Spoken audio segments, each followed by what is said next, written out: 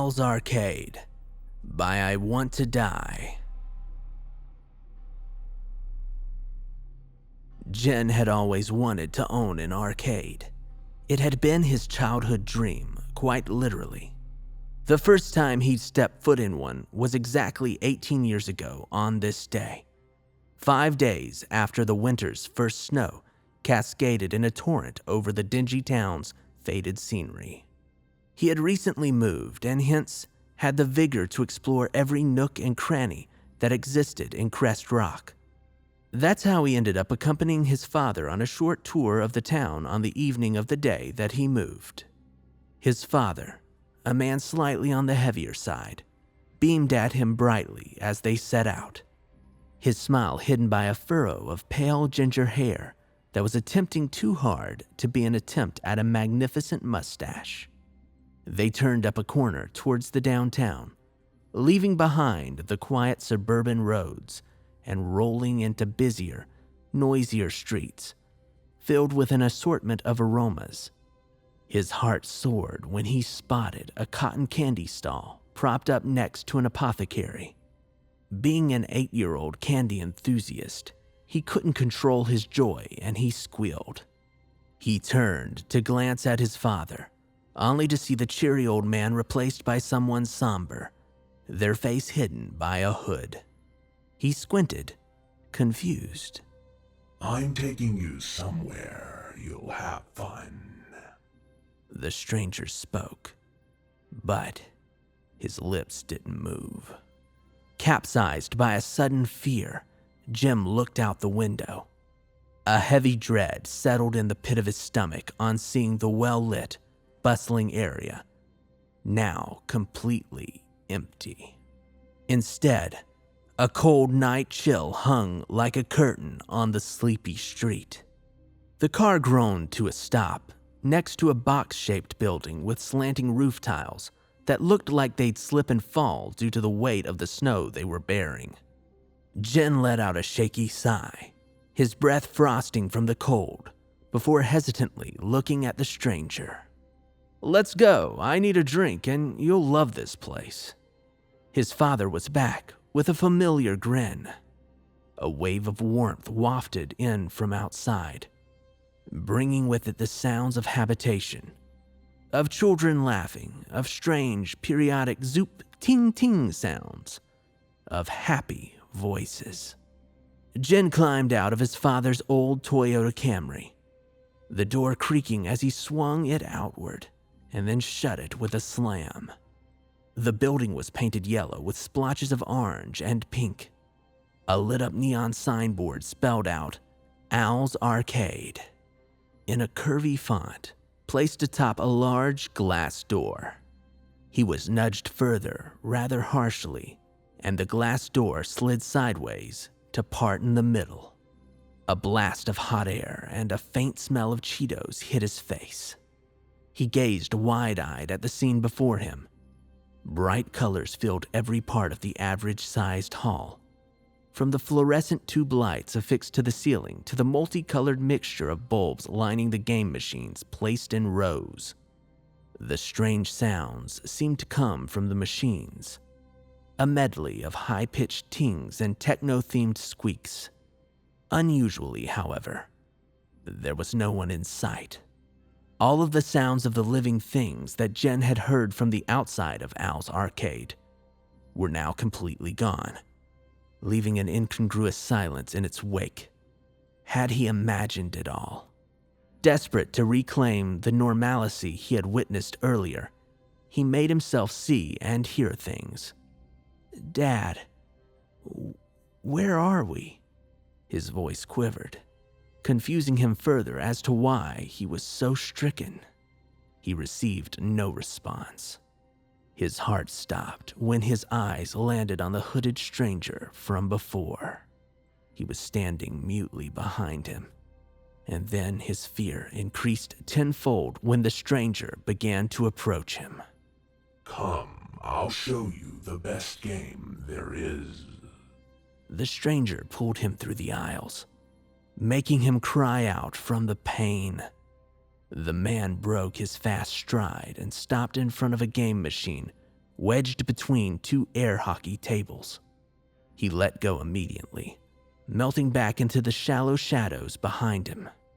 Jin stared at his clammy palm, stinging from the freezing touch of the stranger, and he wondered how that was possible. He lifted his head up, reading the name of the game. Panda Feeder filled the whole screen of the game machine in block lettering, with an 8-bit baby panda grinning ear to ear on a light blue background. It would have been almost creepy to look at, had it not been for the bizarrely calming oriental music that leaked from the speakers that were placed on the sides of the machine. In small red lettering was the word "Start" below the title of the game, which he hadn't noticed before. He saw the stranger observing him from the corner of his eye, and he took a tentative step forward. Placed in the middle of the machine was an oval red button. Assuming that that was the main controls for the game, he pushed it with his index finger. "Ready to play. Name your baby panda" appeared on the screen. There wasn't a keyboard in sight, nor any other button. So, Jin just pushed the red button again. "Ready to play? Name your baby panda." Jin now appeared. The blank line filled itself in with his name, and then the words faded. The next line of text zoomed in from the left like a poorly made PowerPoint. "Jin, the newborn panda is crying. What do you give him? A. Milk.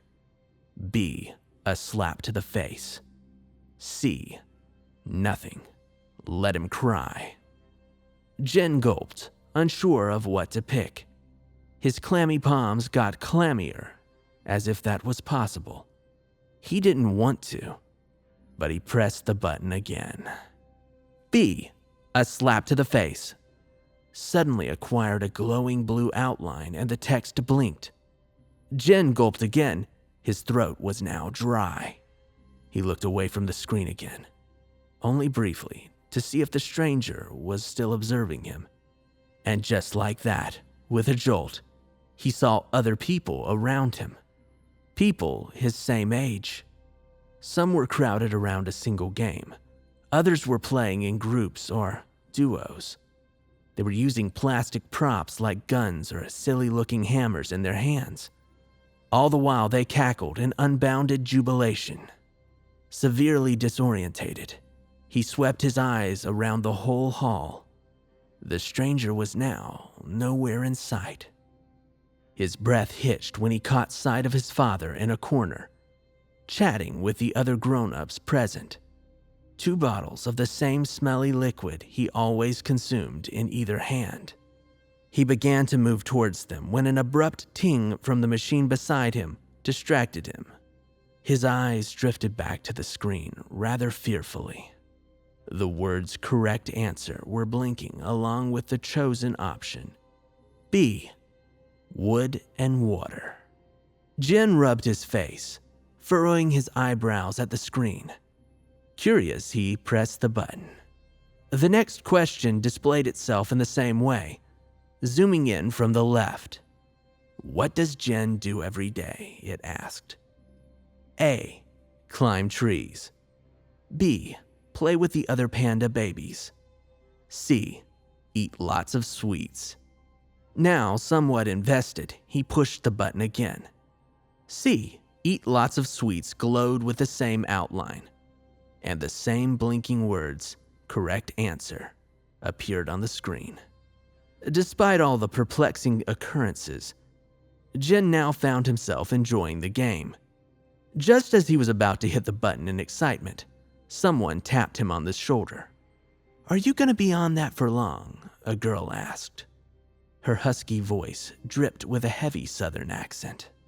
She gasped when he faced her, her hands flying to cover her mouth in shock.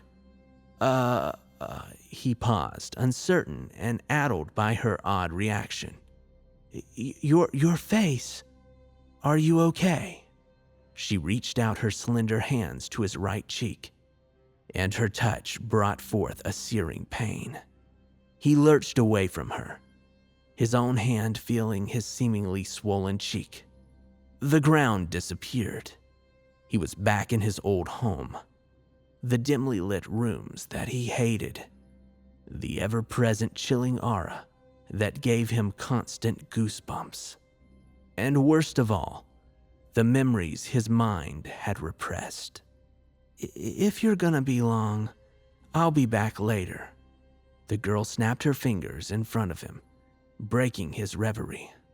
He blinked dazedly. She merely nodded and skipped away to find another game further down the aisle. Jen stared after her until she disappeared behind a counter. Then he looked back to the screen. Correct answer, C. Avoid upsetting his father. Jen's head hurt. His little mind couldn't keep up with the extreme transitions. Without looking, he knew the arcade was once again empty. And he knew that the stranger was behind him. He simply knew it. So he mechanically pressed the red button, awaiting his fate. Does Jen get to eat often? The screen asked. It gave him 3 options again. A. No. He's fat. He should starve. B. Yes, and all his favorite food too. C. Only if he behaves well. Long minutes passed by with Jen blankly looking at the screen. He didn't want to play anymore. He wanted to go home. His initial yet transient eagerness to play had died out. He wanted to go home so bad. But he was aware now, aware that he has no choice.